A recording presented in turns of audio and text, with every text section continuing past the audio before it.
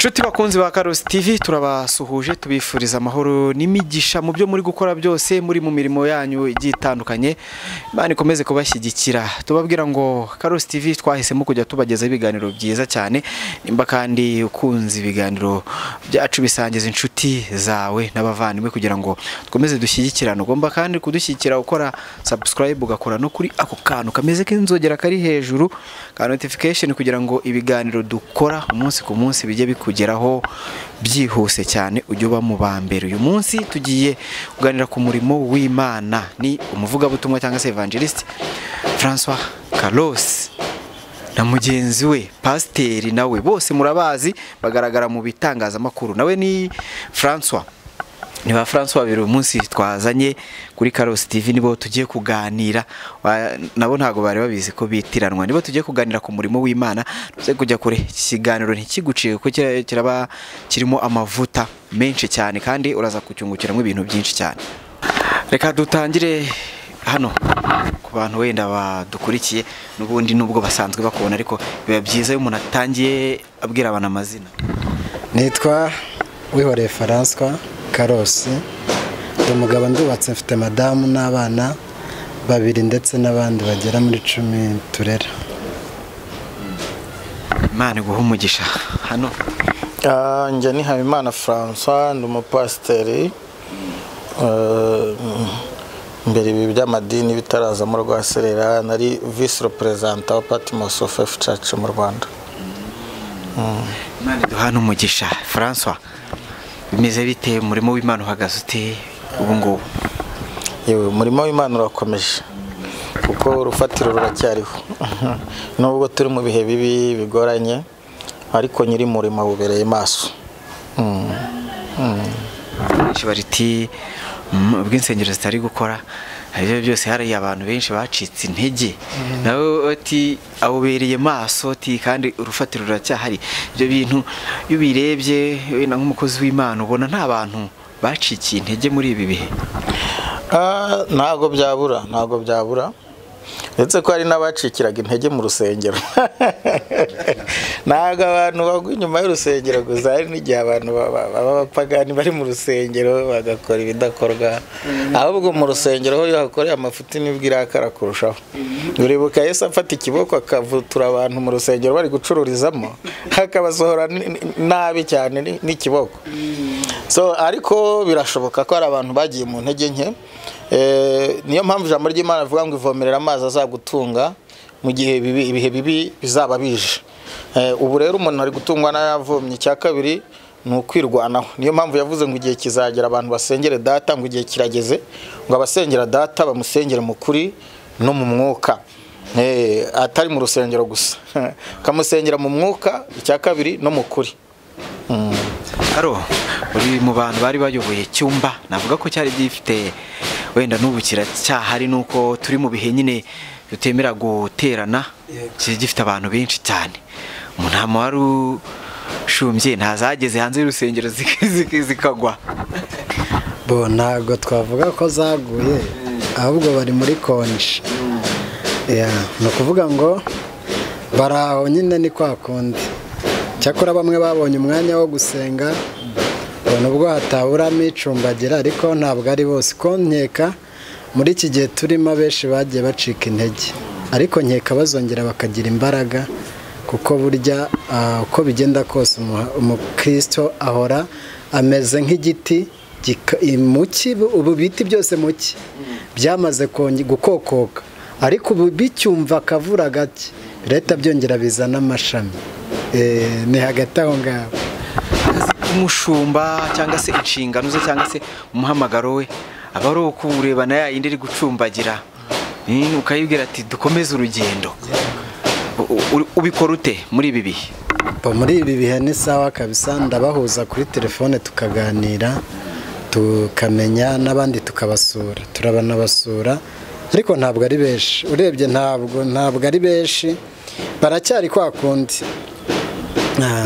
baracyakomeye mu mwuka, ndetse babonye umwanya nyine wo gusenga, ariko mu buryo turabasura nk'abantu bari bashumbye tukanabasengera. Ni hagati aho ngaho. Usize muri rusange ukareba uburyo umurimo w'Imana uri gukorwa muri ibi bihe ari nabyo abantu bari bakwiye kwegera Imana cyane. Ubona koko ariko bikwiye cyangwa ubona hari abantu byageze nyine bakidamararira? Ubibona ute wenda ugereranyije? Ni ibihe bimeze nk'imya Nehemiya 2:17 yabwiye abantu ngo mbese ntimureba ko tumeze nabi, ngo nimuzeke twiyunge mu imbaraga tubashe gukora uyu murimo. Ni igihe ubwoko bw'Imana bukeneye ubumwe kuruta ikindi gihe, kuko ababiri barutumwe hamwe no kwishyira hamwe tuzanesha mu izina rya Yesu. Ikibazo gikomeye nuko itorero ry'Imana riri kugenda rizamwe ibice, guhangana, kurwanyanya. Ariko ubundi nkwibutse ko abadayimoni ari ijambo ry'irinyamahanga risobanura utandukanya. Ni ukuvuga abadayimoni rero baba bagerageza gutandukanya abakristo, kubaremamo ibice, kuko ubundi iyo abantu bunze ubumwe ntaho wabamenera. Niyo mpamvu mu Kinyarwanda bavuga ngo ababiri barutumwe, ndetse n'umubwiriza yarabivuze. Umugozi w'inyabutatu, umugozi y'abantu bashyize imbaraga hamwe bakora ikintu gikomeye. Nicyo nabivugaho. Hari ikintu byajya bigaragara, twagiye tubona nyine ku mbuga nkoranyambaga abakozi b'Imana bamwe na bamwe hari abigaragaje, ariko buriya abakozi b'Imana bari benshi cyane, hari n'abandi bataba baje kuri social media kandi bagakora umurimo wabo bashinzwe neza. Ariko abo twagiye tubona bamwe na bamwe hari ibyagiye bivugwaho bigiye bitandukanye, ubuhanuzi, hari n'ibindi bintu tutari twinjiraho gatoya. Wenda muri byo ndaje mbivugeho, ndagira ngo unsobanurire ibitambo ni iki? Ibitambo uko Bibiri bivuga, hari ijambo rimwe riri hano ribivugaho ikintu kijyanye n'ibitambo. Dushobora gusanga ibitambo muri Samweli, mu gitabo cya Samweli wa 2, cyangwa se igitabo cya 2 cya Samweli, ibice 24 ku murongo wa 24 kugeza ku 25. Hari n'ibitambo mu isezerano rishya, ariko ryo bitandukanye n'ibitambo byo mu isezerano rya mbere. Mu isezerano rishya avuga mu Baroma 12:1 ngo mutange imibiri yanyu ibi bitambo bizima, byera, bishimwa n'Imana. Igitambo cya mbere rero ni imibiri yacu duha Yesu, duha Kristo, tukayimwegurira. Igitambo cya kabiri rero niho umuririmbyi aririmbye ngo ndetse ubwenge ngo tumuhe ubutunzi bwacu, ndetse ubwenge n'umutima bikorera umwami Yesu. N'ubutunzi bwacu rero hari igihe tubutanga kugira ngo umurimo w'Imana urusheho kugira gute gukorwa, kuvugwa. Nawe wadushyize kuri iyi kamera, ndagira ngo hari internet turi bukoresha kugira ngo ikiganiro kiryeho, hari amafaranga aguze iyi apareye.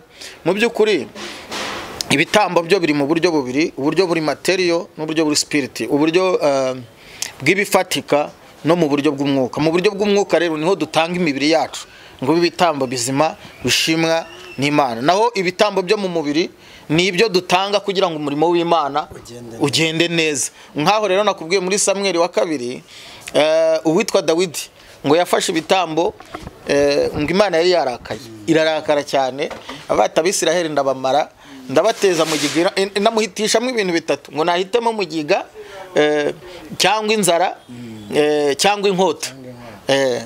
Dawidi yari umunyabwenge, aravuga ati oya, ati nigwire mu maboko yawe, nta kintu na kimwe mpisemo. Iri jambo Dawidi burya no gusenga bisaba ubwenge. Bibiri iravuga ngo ubwoko bwanjye bwishwe no kubura ubwenge. Aravuga ati nta kintu nahitamo muri ibyo, reka nyibwire ko nigwira mu maboko yawe, kuko Imana n'urukundo. Wageze mbere y'Imana ntibahapfira, barahakirira. Bibiri iravuga ngo amanukana amapfizi ngo ibihumbi, ngo ajya ku mbuga ya Arawuna ngo ashaka kuyimuhera ubuntu. Aravuga ati oya, ntago natanga ibitambo ngo mbitambire ku mbuga umuntu yampaye, ndayigura amafaranga yanjye kugira ngo Uwiteka yakire igitambo cyanjye. Nuko ngo atanga ayo mapfizi, ngo muri iryo turo muzahasome neza, ngo Uwiteka abona guhendahenderwa muri iryo turo, ngo nuko mugigishira mu gihugu. Uwo ni wo mumaro w'ituro. Hari ituro uhendahendera mu Imana, ibintu byanze. Ni ngombwa ko umuntu agira ikintu atanga kugira ngo Imana imugirire neza. Tugende wenda muri iryo turo. Ni ngombwa kuko ituro ni itegeko. Ni itegeko ry'Imana usibye ko uyu munsi byabajemo inda nini, ituro ntabwo ari ribi ko natwe twese turayatanga, ahubwo ikibazo ni uko cya kindi mwene data cyangwa se pasiteri avuze, hariho abantu benshi amatorero atandukanye, hariho amatorero yari yaje byatangiye neza, amatorero cyangwa amadini abasha kwaka iryo tura ariko aryakiye impamvu z'umurimo w'Imana, ariko uyu munsi aho amadini yagwiriye yabaye menshi, ni ukuvuga ngo byarakomeye, buri wese noneho asigaye ashaka ituro kurusha abakirisitu. Oya karyakira kugira ngo agure Range Rover ngo yemeze abandi, ugasanga yabishyize no mu kinyamakuru ngo ngewe ngo mfite Range Rover, nkaho nibura yagafoto y'abakene bangahe yafashije, cyangwa nk'uku nguku ufite abana hano mu rugo numiwe cyakora Imana iguha umugisha, abana urera hano ni ukuri pe, mpise ngusabira umugisha. Amen. Nibura aba barataga ibyo, ariko urajya kurata ngo wenda nimba wagize n'Imana bakayigwa, si ibintu byo gushyira kuri social media, kuko Bibiliya nta n'icyo byunguye Imana. Bibiliya bavuga ngo muzanyubakira inzu iki, aho bavuga ngo twubatse ngo urusengero rwa miliyari 100 ni novi, ntacyo bivuze, kuko Bibiliya bavuga ngo urusengero Imana ishima ni umutima, ni twebwe insengero z'Imana ni iki. Uravuga ko ituro amaturo bayahagaze ubu ngubu, umurimo w'Imana wakomeza ugakorwa nk'uko bisanzwe? Amaturo ahagaze ntago twavuze ngo amaturo ahagarare, nanjye ndavuze ngo aramutse ahagaze. None reka nkubazo, uvuga ko pasiteri bafata igitiyo n'iki n'umwiko baje bakajya none se batunzwe n'ibyatsi barya amabuye, ariko icyo turwanya ni ubwesikoro bwabize inyuma, ngo banzuzane miliyari 100, ibintu nk'ibyo ngo mbone kugira ngo ikore igitangaza, ibintu bimeze nko kuvunjisha, ngo nuzane ikintu Imana ngere. Oya, ushobora no gutanga amafaranga Imana ntiguha amafaranga, ikaba yanagukiza indwara ikomeye. Kandi ituro rigira umumaro ni ituro umuntu atanze n'umutima ukunze, iryo bita ngo rya mutima ukunze.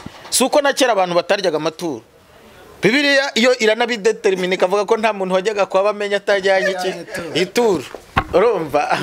Ariko rero ntibivuze ko n'umukene waje adafite iryo turo nawe adasengerwa, kuko abantu Imana izahemba nk'uko ejo bundi hari umuntu numvisha bivuga, n'abantu bayishumbiye abakire bayishumbira n'abakene bayo. Ati n'abantu hari uburyo mu gihe cya korona, nubwo n'ubundi tukirimo tunakomeza kubwira abantu bose badukurikiye gukomeza kubahiriza gahunda za leta kugira ngo tubashe gukomeza gutsinda, banakomeza gusenga byose babifatanye n'amasengesho. Hari uburyo mu gihe cyashize hajemo umwuka utari mwiza, nyine amatorero ntavuze ajya atandukanye, ajya avuga ati abantu bashirize gutura binyuze kuri mobile money, Tigo Cash n'indi mirongo yose n'amakonte bayashyiraho, mu gihe abantu bari kuvuga ati turarembejwe n'iyiguma mu rugo, imibereho n'ibiki, abantu bose bari kubitekereza, ugasanga bibaye ikibazo. Ibyo ntabwo byigeze bivugwaho rumwe, abantu bati ariko nanone ibibazo umuntu aba arimo ntabwo biba bibujije umuntu gutura. Kuba umuntu ari muri corona ari pasiteri ukohereza kuri mobile money ye, hari ikibazo bitwaye karo? Bonge numva iriya kode batanze ntabwo ari mobile money y'umuntu, ahubwo ni buri torero runaka. Ni kode bagiye batanga, sinzi wenda niba ari abatanze amanimero, ariko mu buryo nabibonye urusengero rwose ugezemo usangamo icyo gipapuro kiriho kode. Iyo kode rero ni ukuvuga ngo amafaranga batanzeho ahita ajya kuri konti y'itorero, ntabwo ari ku giti cy'umuntu. Sinzi wenda uburyo abantu babifata, ariko uburyo nanjye barabimbwiraga nkagira ngo ni wenda ni mwarimu runaka, pasiteri runaka, mushumba runaka, reperezanta runaka. Oya, nabonye ari kode iri mu maboko yabo, nibo bayoboye. None se ubundi nkubaze gake, n'umukirisitu wibereye hari uyu umuntu arwaye ntajya kwa muganga, none se yagiye ntagatanga amafaranga? Bivuga ngo rero iki cyo usibye muri iyi minsi y'ubuyobe nagoye benshi ituro ni ikintu cyumvikana ko abapasiteri nk'uko mugenzi wanjye abivuze ntabwo bazahembwa amabuye bazahembwa amafaranga rero natwe intama zabo tugomba kuyatanga n'abana babo bakabaho nubwo badatunzwe n'ayo mafaranga ko sinkeka mwarimu uhembwa ibihumbi 90 niba wenda n'ubuzima bw'i Kigali rwose hari igihe abantu dupfa ubusa byari igihe ntekereza bigeze kumbwira gato simenya ibanga bambwira kuyobora mbaza umuntu umwe wabimbajije namugane se muzajya mumpemba ngahe ati naya none se amafaranga ntiwanjye ngiye guhaha rwose sinakubeshye ngiye guhaha ntafite desi 200 ntabwo aba bantu nabatunga iyo ngiye rimwe njyanye 100 ntacyo nzana ijerekani y'amavuta n'umuceri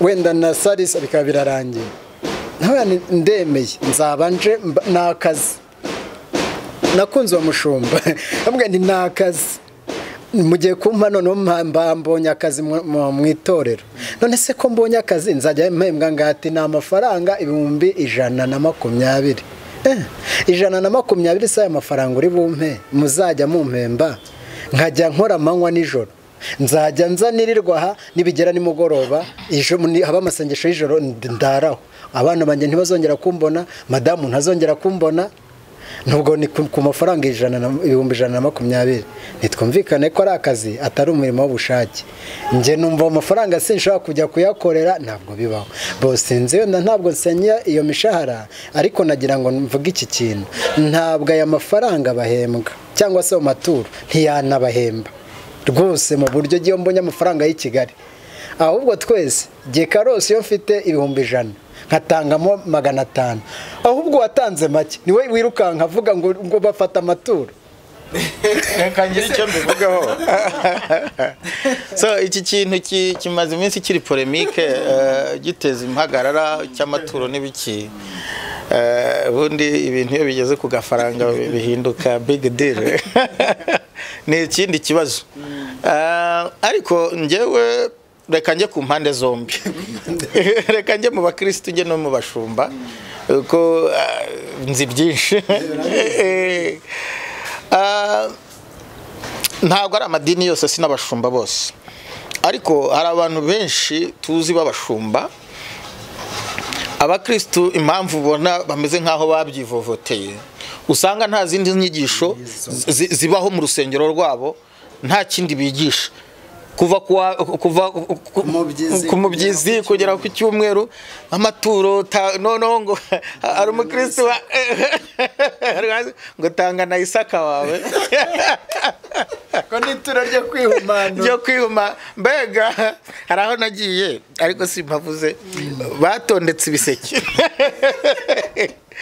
bimwe sinyibuka n'amazina babiyise buri giseke cyose gifite izina ariko ikintu cyantangaje kuko nakomeje gukurikirana ubuzima bwaho nuko usanga kuko tubwizanyije ukuri mu gutegeka kwa 2 bice 14 murongo wa 28 havuga uburyo icya 10 n'amaturo bikoreshwa harimo ko gitunga abatambyi abarewi mbega na abakozi b'Imana ariko faradukiraho urebye abarewi umurewi igisobanuro cy'umurewi n'umurewi ubona tubafite igisobanuro cy'umurewi abarewi uburyo babagaho n'abantu biragoye ni bake cyane sinavuga ngo nabo umuntu wari pastor afite akabotike hariya ahubwo ndemera nanjye gashinga kubona ibintu by'amaturo byabaye hatarise okay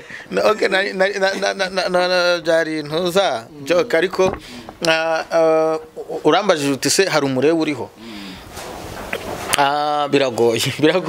biragoye cyane kuko umurewi bisobanura uba ku rutambiro uraho atavaho igihe umushaki ukamubona ararasengera abantu yirirwa asengera abantu ni au service de Dieu ari hariya nta kindi kintu akora yakira umukene yakira umukire kuko mutambyi wazanaga inka yaramwakiraga wazanaga intungura yaramwakiraga buri muntu wese yaramwakiraga isaha iyo ari yo yose n'igihe icyo ari cyo cyose rero abashumba b'iki gihe cyangwa se abakozi b'Imana b'iki gihe bari busy cyane Imana itubabarire kandi rwose mu by'ukuri niyo mpamvu ijambo ry'Imana avuga ngo ibisarurwa ni byinshi ariko abasaruzi ni bake. Icyo cya 10 rero mu gutegeka kwa kabiri nibyo nakubwiraga ibice 14 cyari kigenewe abatambyi, aba kabiri imfubyi, abapfakazi, indushyi, mbega abantu bari vulnerable n'abashyitsi ngo n'umusuhuke impunzi ibiki byose. Ariko ikibazo abakristo bambajije baransinze banyeretse iryo jambo, ati mwebwe mu gikubita iposhe ngo ni icya pasiteri ngo akajya kugihekenya, timwe bamwe bakagiguramo za vewiti za Range Rover, abandi mwabyibatsemwe ama etage n'amapisine, ati ntimuratwereka inzu y'umukene mwubatse, ntimuratwereka imfubyi mwafashije, abo mwishyirira ama minerval. Ariko si bose, hari ababikora ntabapfira gushira, haracyari 7,000 bitarapfukamira Bayali. Karo, reka tuze ku buhanuzi, rumwe mu bahanuzi akenshi tumaze iminsi, navuga ko mu gihe cya corona abahanuzi barigaragaje, harimo abidetermine, hari abahanuye nyine ibintu turabibura, hari ababuriwe irengero hari abikuyemo mu buhanuzi. Urugendo ruracyakomeje, niko nkunda kuvuga, rw'umurimo w'Imana. N'ubundi umurimo w'Imana uracyakorwa. Kenshi hari igihe umuntu aza kuri social media cyangwa avuga ngo ni umuhanuzi, ugasanga abitagetinzemo business nkuko mwigeze muvuga. Nimba umuntu aguhamagaye ari hanze ukamubwira ati izo karande aho bakuzirikiye ibiki byose ndabibona, ariko kugira ngo mbigukureho urabanza utanga iryo turo. Ese Karo, nawe nk'umukozi w'Imana kuko kugira ngo usengere abantu bo hanze baradukurikiye, iryo turo bajya barigwa, nimba bajya banariguha ni byiza riribwa ute? Urakoze cyane, harimo imitego myinshi aho, kandi utega umutego ikiguruka kiwureba ntabwo jyewe ni ukuvuga ngo ituro no gusengera umuntu biratandukanye. Karosi ndi umuntu nabyawe na Tanaziya, ambyara nturuka mu nda ndavuka. Mu bushobozi mfite, ntabwo mfite ubushobozi bwo gusengera umuntu ngo mukuremo kanseri. Icyakora ishobora byose iri muri jye ibasha kubikora. Rero sinumva mu buryo kige naca amafaranga umuntu, kandi iyo nsenga ari Uwiteka, kandi ubikorera uko ashaka, ngo akora uko ashaka ndetse mu gihe ashaka. Bivuga ngo rero uyu munsi icyo ngicyo cyo abantu baka amafaranga ndabizi bibaho, ndetse ni nawe twamye dukorana ibiganiro cyane ku bahanuzi. Yewe bamwe barananyanze, ari n'uwavuze ati ngiye kwa Karosi nkamubona namukubita ngo mbe ndabizi nanjye barantutse ngo mvuga ngo umuye wa diaspora, umuyenga abantu bo hanze. Twakoze ikiganiro kivuga ukuntu abantu bahanuzi bakabantu bo hanze amafoto kanyarira amatike yo kujya ngo Uganda, ati tuzagenda turi 5 tuzakujyanira y'ibyifuzo byawe byose ubyandike ubyohereze. Ayo nama yere abantu bamwe bakoreshaga rero nyine bakabantu amafaranga kugira ngo babasengere, twabaye nk'ababishyira hanze. Ibyo bintu nanjye nabikuyemo abanza, ariko ubwo nta nubwo bari inshuti zanjye abo ngabo bagiye. Rero no kuvuga ngo uyu munsi jewe buryo mbibona, ntabwo Imana yadutumye amafaranga, cyakora yadutumye abantu buryo bufatika. Nyamunda kuvuga ngo wenda mpere kora kumbajije ngo ba diaspora wenda ntibajya bampitura, umuntu yampa amafaranga cyangwa se ashobora kumfasha kuko nkwiriye gufashwa. Cyambere ndi umukozi w'Imana nta kazi ngira, kabiri ntunze umuryango ngana urya. Hari ubyumva rero akumva Karosi agomba gufashwa, yarangiza akaba wenda yamfasha, ariko si igihe cyose. Hari sinjya mvuga sinanatunzwe nayo kuko nta nayo mbona. Nje sinzi gusaba, njya nkunda kuvuga ngo hari ab'Imana ya wenda yahaye impano zo gusaba. Kubera iki wenda reka mbivuge gutya ndagasobanura ko hari umuntu mujya gusengana agahita akubuhera mu bibazo akakubwira ati ubu abana banjye Minervari yarabuze mbere yuko musengana, Minervari yarabuze, inzu barimo baranyirukana, ibi ni umuryango wanjye runaka afite ubukwe kandi nabuze yo kugira gute, naburaye mana we, agabanza akakubwira ibibazo byinshi. Bye rero mu buryo bifatika nigeze kubivuga, umuntu yabonye akanyenyeri gutangira rimwe, akanyenyeri gatatu gatatu, ubwo ni mu Bufaransa, akanyenyeri kane, akanyenyeri reka ibi bintu ngira ikintu umuntu ari nk'inyamasheke ugahita uvuga ati mu myaka maze nuko iyo ushakiye Imana icyubahiro nayo gushakira icyubahiro. Iyo utayikojeje isoni nta soni gukoza, utiriwe ujya kwandavura. Abenshi babikora ibyo nabashaka gukira vuba vuba, barashaka donc muri bo kuzamuka, yerekwa ryabo ntirirenga inda, rigusha ku ifiriti arakureba akakubonamo ifiriti cyangwa so ariko ikintu nabivugaho mu by'ukuri kuri ibyo by'amaturo by'abantu baka amaturo mbere yo gusengerwa, ngewe aba diaspora ntago ngewe iyo nje hano ari ukugira ngo bamenye. Ngewe kuva 2005 navuganaga n'abantu bo hanze ku matelefone. Muzi ko ibi bintu bya YouTube byari bitaraza, nabwirizaga ku minara, hari minara yabagaho urabizi, ukabwiriza ku matelefone abantu bari Burayi n'iki. Banza ari uko ntasabye banza nanjye nari kuba mfite nkahita ufite Range Rover n'amaetaje ariko se iki ntabwo ari bisu. Abo nabo rero bamaze gushyikira ibihembo byabo, bakora gutyo ninda, Imana yabo ninda, niko biri bivuga, ibyabo barabishyikiriye. Ariko ntibivuze nk'uko abajije Karosi ati ariko bajya baguha ituro, none se Karosi bari muhaye yaryanga. Ni ryari ndi twavuze ry'umutima ukunze, riza ryari riza gute? Iryo riza ryari rero ry'umutima ukunze, ni ry'umutima ukunze, riza umuntu ku giti cye abitekereje. Mushobora kuba mwarasenganye cyangwa mutaranasenganye, hari umuntu ukureba hari avuga ati mva nakwikundiye, wabwirije neza, kandi ndabizi Imana yampaye umutwaro wo gufasha abakozi b'Imana, nanjye njya mbona umugisha iyo mfashije abakozi b'Imana, nta n'icyo wamusabye ukabona ageze gute aribwirije. Simbizi wambeshyera wenda kuri iyi TV yavuga ko nageze mwaka ituro, nanjye no yaba mbeshyeye urumva. Ariko nabonye Imana intunga, nubwo bimeze gutyo maze imyaka 22 muri uyu murimo w'Imana, kandi Imana ikantunga, nkarya nkambara nkagenda. Nuko mu by'ukuri nidushakira Imana icyubahiro nayo izadushakira ikidukwiriye. Na Yesu yarabivuze ngo ushakira data icyubahiro, ngo nawe akanshakira ikinkwiriye.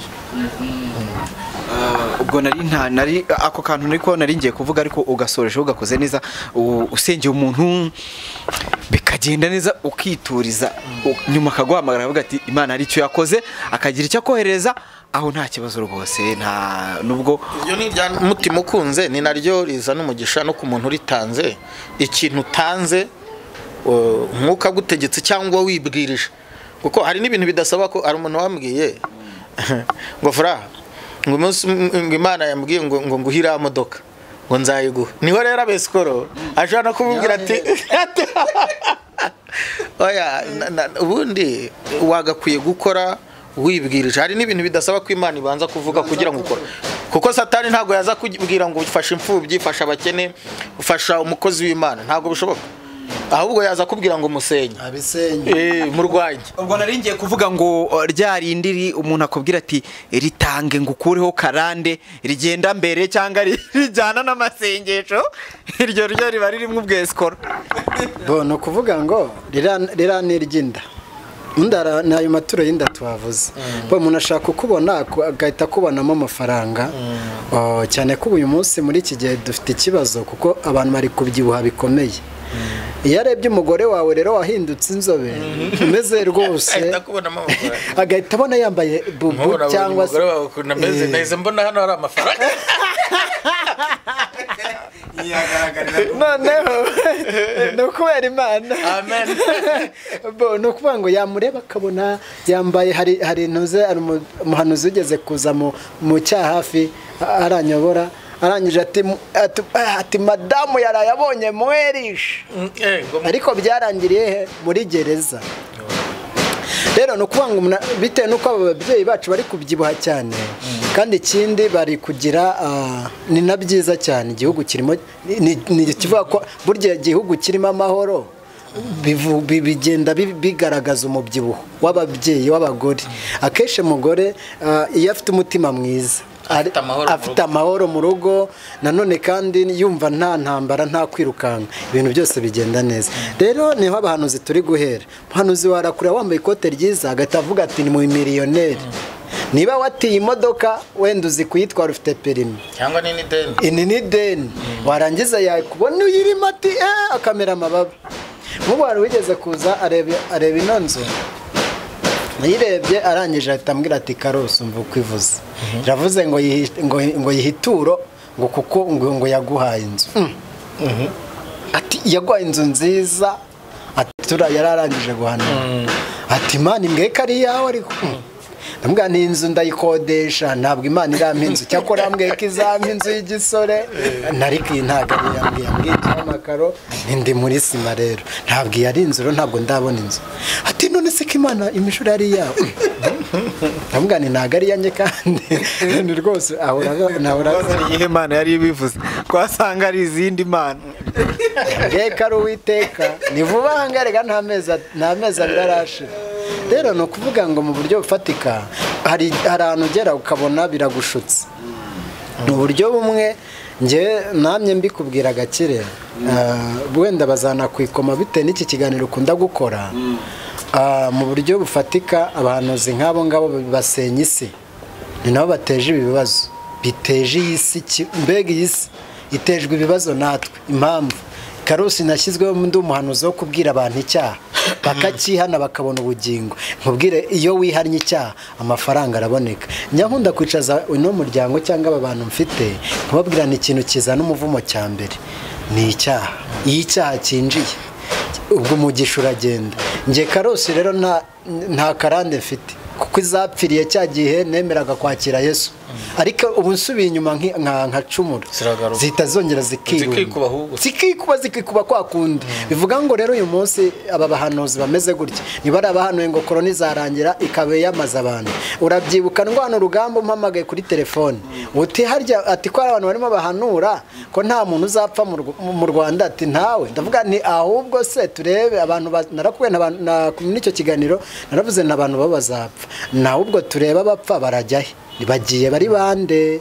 Ntiturebe iki cyorezo Imana niyo yamenye ko yatumye kiza ni nayo izatuma kivaho. Kurangira kwacyo no kwihana ndetse no guhindukira. Rero mu buryo bufatika nkeka uno munsi amaze gupfa rwose. Ejo bundi hajya wundi uramuzi nawe twamukozeho ikiganiro ati irarahiye kwezi kwa kane irimbuye iki cyorezo kirarangiye kiraminutse burundu. None ubu abarwayi bamaze kuba bangahe kuri ncano yawe nako kuri TV yawe niho hantu banditse komanteri baranampamagara barantuka barambwira bati Karosi mujye muvuga ibyo muzi. Wowe uravuga ko korona itazarangira gute? Ntitwavuye muri guma mu rugo. Ndabwira uwo muntu ndamubwira iki cyorezo ntikiri hafi kurangira kiretse Uwiteka Imana umunsi yabishatse. Uyu munsi cyakubye inshuro uhereye burya yabivugiye kimaze kugera mu barwayi ibihumbi bingahe. Mbwa ngo rero turisabira Imana kugira ngo abo bahanuzi yongere basubize umwuka w'ukuri. Umwuka w'ukuri kugira ngo ibintu byose ako kantu uvuze ko uwo muntu mbikurizaho mbifatiraho akandi kantu k'umuntu nakoresheje wabwiye ati ibi bintu rero arambwira ati ibi bintu rero mwamuvuga nta n'ibyo muzi. Njyewe reka nkwibwirire Imana ibintu yambwiye. Imana yambwiye ko ndamubaza ni Imana ye yabikubwiye dore ngo nibumara no gusohora mugihe nta munyarwanda neza ko ubu buhanuzi nibumara no gusohora mugihe nta munyarwanda munyarwanda n'umwe uzaba wishwe na kovide ndahamya neza ko abanyarwanda bazahita bizera ko Imana ivugana nabo. Teganya biramutse bitabaye nk'uko wabihanuye byagenda ute? Icyo kibazo nacyo mbajije bishoboka ko bitaba, ariko jyewe ubwanjye ntabwo mpamya neza yuko bitazasohora. Icyo kuvuga ngo biramutse bitabaye cyo tukihorere kuko nzi ko bizaba. Umuhanuzi ati icyuko nta muntu uzapfa cyo tukihorere. N'abandi twagiye tugira ni ibyo ngibyo nyine kwa turi kuvugaho na Karosa kanaringiye kukerekana ko wari ubikomojeho. Hari n'abandi benshi bagiye bajya ku yandi macano ajya atandukanye. Wenda turi kugenda tugana ku musozo, ariko ndashaka ko twinjira muri conclusion y'iki kintu. Hari uburyo muri ino minsi uri gusanga abakozi b'Imana imba ari ugusenyana. Sinzi, ntago nzi ikintu kibarimo, ndabivugira gutya kuri aba bantu, reka nabavuge. Hari uburyo, hari inkuru za Mama Sharirene abantu bose barazizi. Hari inkuru ari ziki, izo ni inkuru ubwo zigezweho z'abantu bagiye bavuga ibintu. Hari n'ikindi kiganiro nakoze cya Pastor Abel na Yongwe basamburana. Abantu bamwe ati nta nubwo byari ngombwa kuko Gakire wakoze amakosa kuzana abakozi b'Imana kuri kamera, umwe apinga undi, uzasabe abakurikira Urugendo TV imbabazi. Abandi bati Yongwe oya ntago ari gusebya mugenzi wawe. Abandi bati Abeli gutya na gutya, abashyigikiye Abeli abashyigikiye Yongwe. Ubwo urumva ni intambara muri comment mba mbibona. Ugasanga umukozi w'Imana arahanuye, ejo wenda ubuhanuzi bwo bukunda kwidetermina, bukunda kwigaragaza uyo bugutamaje nyine ibyo wavuze. Cyane cyane abantu bakunda kuvuga amatariki cyangwa amezi, ti muri uku kwezi biragenda gutya. Akenshi burya ntitujya tubivugaho cyane, turategereza tukamenya Imana ari iyihe yamutumye. Ibyo bintu muri no minsi biriho byuko nyine biri kugaragara ko umukozi w'Imana ari kuvuga ikintu kikajya munano kumva undi yakivuzeho aramushyigikiye cyangwa se aramusenye. Ibi bintu nibyo biri mu murongo mwiza nyine, ko mbona byabaye nk'ibyo mu isi isanzwe. Ari byo tujya twita ngo showbiz wenda mu bahanzi, ko abahanzi baterana amagambo. Byari bikwiye mu bakozi b'Imana. Ibi ntago ari iby'ubu byahereye na kera. Ndi umwanuzi nanjye, ariko na kera mu gihe cya ba Paulo, mu gihe cy'abandi bahanuzi, habagaho ko abantu batabona ibintu kimwe, bahanura ibintu mu buryo butandukanye. Ukuri rero bigaragazwa nuko ibyo yahanuye bisohoye, kuko Bibiliya iravuga ngo ubuhanuzi bw'ukuri tubimenya ari bwasohoye. Paulo yaravuze ngo ntimuhinyure ibihanurwa, ariko nabwo ntimumiragure, ntimuhite mumira. Ngo uhite ufata ibyo ubwiwe byose, ngo uhite ubyakira. Aravuga ngo byose mubigerageze, ngo mugundire ibyiza, ibibi mubireke. Ubundi hari ubuhanuzi ugeze muri butatu bubaho muri ubu buzima tubamo. Hari ubuhanuzi bwa emotion, bw'amarangamutima. Ngewe Sam ndamurebye, ndeba ukuntu yabuze umugore, ndamubwira nti Sam, Imana inyeretse umugore w'inzobe uko mbana kuri igikara, niwe Imana iguhaye. Mu by'ukuri ntago ari Imana ibimbwiye, sinafashe umwanya gusa, hajemo amarangamutima. Hari igitabo cyitwa ngo Sur passer la maître dirigé par le Saint-Esprit, kurenga amarangamutima ukayoborwa n'umwuka wera. Kuko hari igihe umuntu ajya mu marangamutima akibwira ko yageze mu mwuka, kubera ko amarangamutima n'umwuka biraturanye. Ariko ugomba kurenga amarangamutima ukagera mu mwuka, ukabona kuvuga icyo Imana ikubwiye. Hari n'ubuhanuzi rero buza ari ibintu umuntu yapanze kubw'inyungu ze, akabipanga hariya, cyangwa se kubera ibyo ashaka, agapanga ibintu akabiplaninga. Ubwo buhanuzi bwo ni nabubi cyane buruta ubwa emotion. Niba na emotion wavuga ati yashyizemo imbabazi, ariko ibintu umuntu yapanze abikabikora bizi ibyo ari guhanura bitewe n'inyungu z'icyo ashaka kugira gute kugeraho. Nk'umuntu akaza agahanurira umukobwa ati umva, Imana yambwiye ngo nutabana n'uramuhungu irakwica. Arabizi neza, ahubwo barabipanze, yariyemwe akantu.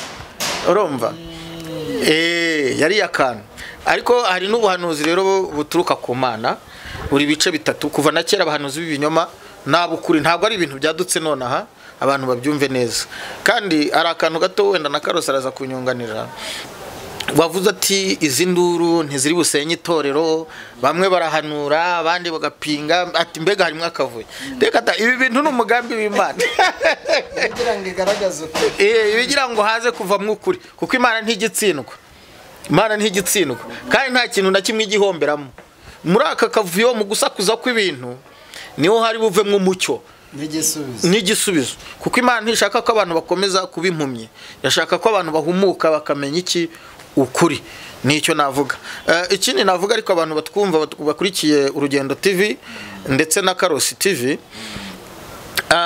ndagira ngo nongereho ko nubwo bimeze gutyo umuhanuzi arakenewe ubutaha wenda nituzaba dufite umwanya nzakubwira imimaro ibyiza by'abahanuzi n'ubuhanuzi imimaro 20 y'umuhanuzi wenda ariko ngo kopeze mwibiri ko bambwiye kamananye manze mvuga ingengo indengera ngo njya mvuga rya jambo tunga umwenda wari ukingirije ahera wavuyeho twigererayo Misteri y'ubuhanuzi ntabwo Imana yegeze yikuraho uzasome mu byakozwe n'intumwa hakomeza kugaragara abahanuzi Bibiliya iranavuga ngo itorero ry'Imana ryubatse ku ntumwa n'abahanuzi nkwibutse ko abahanuzi ari ministeri ya kabiri mu bwami bw'itorero mu by'ibijyanye n'itorero ni ministeri ikomeye cyane imwe mu mimaro y'abahanuzi usomye muri Amosi 3:7 ngo nta kintu na kimwe Imana izajya gukora itabanje kubwira abahanuzi abagaragu bayo ndoko ni umuyoboro wa information nitwinyuramo nuko ari abayibeshyira ngo iravuze kandi itavuze abo nyende reka kubwira ibintu bike bigenda ari bibiri umwijima n'umucyo ukuri n'ikinyoma kandi umwijima ushaka kuganza umucyo ariko igihe kiragera umucyo gatsinda ikinyoma kirihuta ariko ntigitinda ukuri gushobora gutinda ariko kukazigaragaza kugaca muziko ntikugira gute ntigushye undi mumaro wa kabiri rero w'abahanuzi nko mu Efeso nuko itorero ry'Imana ryubatse ku rufatiro rw'abahanuzi ikindi abahanuzi umumaro wabo wundi nukurwanya akarengane kurwanya akarengane mu itorero ikindi hari abantu bambajije ubusize mvuga ku bintu bimwe na bimwe nkuko twabivuzeho bikorerwa mu itorero ariko hari ingingo iturengera nk'abahanuzi ivuga ko tugomba no kuvuga ku bintu bikorerwa mu itorero ibyo bita ukritika na Yeremiya yageze abivugaho urumva critique de la religion officielle mu bice 7 kujya ku murongo wa 15 twemerewe umuhanuzi burya yemerewe no kuvugwa iby'Imana imubwiye ariko ibona bitagenda neza hehe mu itorero ryayo tuzagira undi mwanya nkubwira umumaro w'abahanuzi bukura ariko ndumva ari byo ndumva bigoye ariko ejo bundi hari uwambwiye ngo ku rusengero ayobora ngo y'umuhanuzi ahanuriye umuntu ategetswe kumuhitura rero reka nkubwire Gakire ibi byose wumva by'abahanuzi uvuze ku bahanuzi benshi vugamo benshi kandi abo koko muri social media nkeka muri iki gihe ntabwo bari n'abambere hari abo bita abami n'abamikazi ba YouTube ndetse nirebye mu bihugu barambutse bagera kuri kuko iyo ujya kubona ukabona ama TV y'i Burundi ashyizeho ifoto y'uwo muntu na hehe ni ukuvuga ngo umuntu aba yamaze gufata isi niko njya numva babivuga bo mu buryo bufatika rero umuhanuzi ubundi icyambere usibye ubu twigaragaza ariko ubundi umuhanuzi ni umuntu utamenywa utazwi mu gihe kigoye wenda turi mu gihe kigoye ariko mu buryo bufatika Gakire mu buryo twese njya nkunda kubivuga iyo ushaka icyubahiro urakibona ubu nshaka naza ngahita mpagarara hano nanjye nkavuga itavuze nkavuga ni mwumva uko ivuze uwo mwanya nkirivuga nubwo ari ibinyoma ariko ndarya hiti nk'iy'ukwezi bagitegereje kugira ngo bya bintu bisobanure nitesenza nanjye neza irabirangije ni ukuri abantu bayireba bahe bagahana marike bakagira gute ariko mu buryo bufatika nkanaba hari umuntu umwe ejo bundi wavuze ku itangazamakuru narabibonye mwarimo munagana aravuga ngo ubu ngubu biragoye kuba waza ngo nzimye ngo kuko ntabwo uzaho mpe ahantu nakiye ariko navuga ngo umuntu arakuzimya itangazamakuru nibyo muratuzamura ariko riranatumanura kuko itangazamakuru niba ari n'ikintu ntinya YouTube iyi mikoro ndayitinya kuko iyi mikoro uyijyaho ukiyamamaza ariko ikaba n'iya mbere kukumanura iyo mbivuga ndebera ku batubanjirije bacu ejo bundi ndeka nkavuge Theo bose babireba Theo yaramamaye abanyamakuru bakirirwanwa kamera bamera gutya aho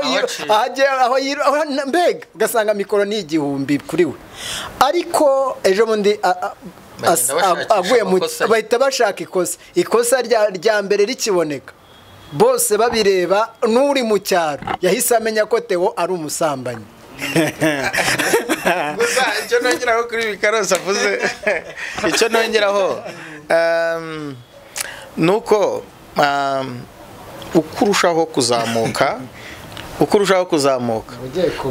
nuko abadayimoni bakurwanya biyongera urumva ubushize wanabivuze ku yindi TV aravuga ati when you are on top you are topic nimba uri hariya hejuru uri topic yo kuvugwaho kandi burya umuntu uzamuka cyane akagera kure iyo amanutse aravunagurika kuko reba ngiye mpubutse ndi mu giti hano mu ishami rya mbere si kimwe n'uhubutse ari hejuru uko uzamuka mu ntera uko uzamuka mu kumenyekana ndetse kandi si no mu by'Imana no mu buzima busanzwe no mu mafaranga no mu cyubahiro gakire ubwo uri kugenda umenyekana TV yawe ejo bundi uzaba ugeze mu bihumbi magana sinzi nimba ndi guhanura igirirwaho ibyo uvuze ejo bundi uzaba wuriye ugiye Canada urumva byose oya kandi koko ndumva nanaguhanurira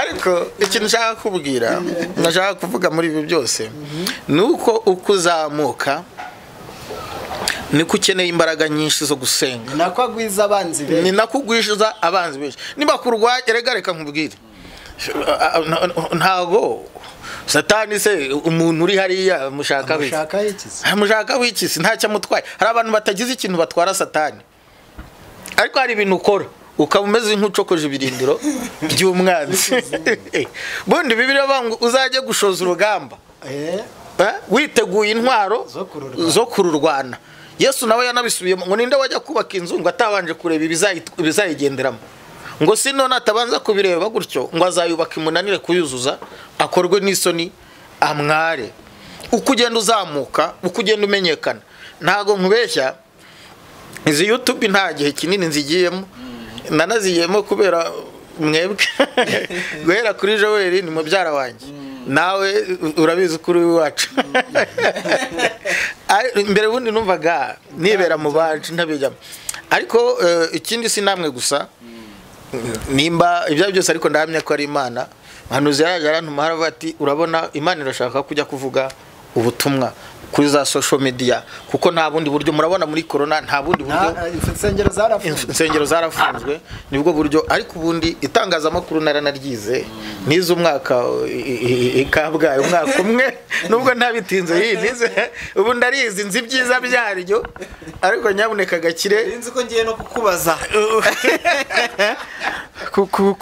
ku bijyanye no kwiga mu seminari by'upadiri byose ariko tuzabifatira ikiri kiganiro ariko sinzi nimba nicyo wabivugaho nacyo upadiri byo gukura abantu bajya babimbazaho cyane ariko nari ntaragera kure cyane nuko nize mu seminari Kabgayi muri Serewo ngira ngo n'ubuhamya burebure bw'uburyo nge nuzuye umwuka wera nkiri kwiga mu seminari niho nabatirijwe mu mwuka wera nari ntarabatizwa mu mazi menshi yo nabatirijwemo ikiruhura muri ADPR muri uziko namaze imyaka itandatu nkora umurimo w'Imana ntarabatizwa mu mazi menshi, byateye ikibazo kiruhura njya kubatizwa mu mazi menshi, kuko nari maze imyaka 6 mpanura mvuga ubutumwa ariko batazi ko mbatije. Kuko nujuje umwuka wera ngeze mu mwaka wa 3 w'iseminari Kabgayi. Ni ibintu birebire uburyo byagenze tuzabiganiraho ubutaha. Imana irampamagara muri ubwo buryo, ariko impamvu natinze kubatizwa buriya reka mbabwire, Imana igufiteho umugambi ntawe wayicikira. Numvaga ntarumva meaning cyangwa se ikinyuranyo kiri hagati y'amazi menshi n'amakeya, nimba byose ari ikimenyetso. Ariko nyuma uko ngenda nsobanukirwa, ntimugaforose umuntu gukora ibintu, ahubwo mwigishe cyangwa umusengere, ntimukice n'umuntu Imana itisha. Imana niyo ifite ijambo rya nyuma ku muntu, ni nayo ifiteho umugambi. Uwahuye na Pawulo akiri Sawuli ntago yarazi ko Pawulo azavamo umuntu uzagira ute, Sawuli azavamo umuntu umukozi w'Imana uzabwiriza amatorero menshi. Mbibutse ko Pawulo ari we muvuga butumwa wabwirije amatorero menshi. Imana idufashe. Ni byiza cyane rero ku bantu bari bakurikiye Urugendo TV, ku bantu turi kumwe muri rwa rugendo, nkomeza kubabwira ngo mukomeze kudushyigikira muri ibiganiro byacu ku Rugendo TV ndetse no kuri Karosi TV, munabisharinga abantu bose, inshuti n'abavandimwe bose, mubasha kubibasangiza kugira ngo ubutumwa bwiza tuba twatanze. Ikindi kandi urashyiramo komanteri hasi utubwire uburyo wumvishe ikiganiro, unashyireho ibitekerezo byawe kugira ngo utaha tugire n'ikindi tuganiraho. Mujye muduha ibitekerezo by'ikintu mwumva mushaka ko tuganiraho, ubundi dutumire abakozi b'Imana tubiganiraho, dukomeze gukora umurimo w'Imana. Turi kugana ku musozo w'ikiganiro, ariko ku bantu bari badukurikiye, none ndagira ngo mwanya Karosi kugira ngo agire ikintu avuga ku bintu twavuzeho, ku buhanuzi bw'ukuri bw'ikinyoma n'ibindi byose twavuzeho. Umwanzuro wawe urabwira iki ku bantu badukurikiye nabo mukomezanyije umurimo w'Imana? Bongeye ikintu mvuga, wenda kubwo buhanuzi bw'ikinyoma, ntabwo ndemera ko ubuhanuzi bw'ikinyoma, cyane ko Imana ntivuga ibinyoma, ahubwo nemera yuko cyakora umuntu ashobora kubeshya, ariko akabeshya mu izina ry'Uwiteka. Muri icyo navuga rero ku bantu bagiye barya, hari amagi, burya iyo amasezerano atangwa mu buhanuzi tuyageranya n'amagi. Iyo igira imenetse burya kenshi nta mumaro rigira. Rero mu buryo bumwe icyo nabwira nk'umuntu wahuye n'umuhanuzi akamubeshya, ni uko yagerageza ayo masezerano yahawe ntakayatindeho cyane, agategereza ahubwo ko asohora kugira ngo ayo masezerano nasohora azashima Imana. Ikindi kintu twavugaga ni uko abahanuzi umuntu ashobora guhanura ariko nta mbuto afite. Bivuga ngo rero bari bamwarimo twari turimo tuganira ku kino kintu cy'abahanuzi bari ku ma YouTube cyangwa se basa n'abamenyekanye. Ikigaragara cyo nuko jewe no mu butumwa nabaha mu buryo bumwe, natanga ubutumwa kuri bo kugira ngo be kurwanirira Imana, Imana yirirwanirira. Kandi niba giye Karosi naravuze umuntu namvuga sinzababara. Ikindi ntabwo dufite umugambi wo kugira ngo turwanye abantu bajye batwumva, ntabwo turwanye ibyo bahanura, cyane ko ubuhanuzi bwemerwa bwasohoye, ndetse nitunishyira imbere ngo abantu badukunde, ahubwo icyo twe turwanye numva nge nzanarwanya ni uguhanura nta mbuto dufite. Rero navuga kuri iki ngiki, nkunda no kuvuga umuntu niba adafite imbuto nta nubwo ari umuhanuzi. Ni umuntu niba yaka amafaranga abahanurira, ntabwo uyu nawe ari umuhanuzi.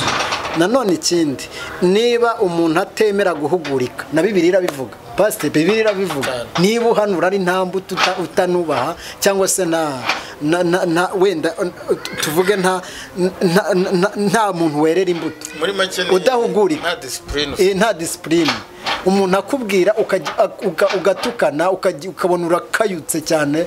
Hari n'abantu njya mbona kuri YouTube nkavuga ngo Imana yangire neza umugore uca bugufi, kuko hari umuntu mbona bitewe nuko yitwaye ugahita uvuga se ko abivuze ari umukirisitu, nyuma iyo ageze mu ngo zacu butuzi byinshi.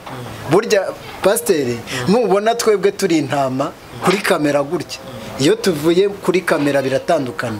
Mpitanye ngena nkavuga se ubu mu rugo iwe none hayitamera gute, kuko uko ngusubije Pasiteri, ubu uyu mwanya turi kuri kamera bishushanya bikubye inshuro duhuriye hara mu muhanda nta wundi muntu tubona. Rero navugaga ngo ntatinze abantu bagerageze be kwitiranya ubuhanuzi bw'ukuri cyangwa se ubuhanuzi, nibagerageze be guha agaciro abahanuzi baha Imana agaciro itanga ubuhanuzi. Numva nta byinshi cyane ndi buvugeho, abantu bubahe Imana kurusha twebwe ba Karosi, ndetse birinde cyane ibihanurwa byose, bategereze iby'Imana isohoza. Karosi, Imana imuhe umugisha kandi mwagize neza no kuntumira kuri Karosi TV. Ngira ngo ufite n'iyindi TV hari yitwa n'indi bita Kanani TV. Kanani TV. Yeah. Okay, Imana iguhe umugisha kubwo gushyiraho umuyoboro wo kugira ngo abantu bumve iby'Imana. Ngewe umwanzuro ikintu gikomeye mu itorero ry'Imana, abantu barasenga ariko haraburamo ikintu cya discipline.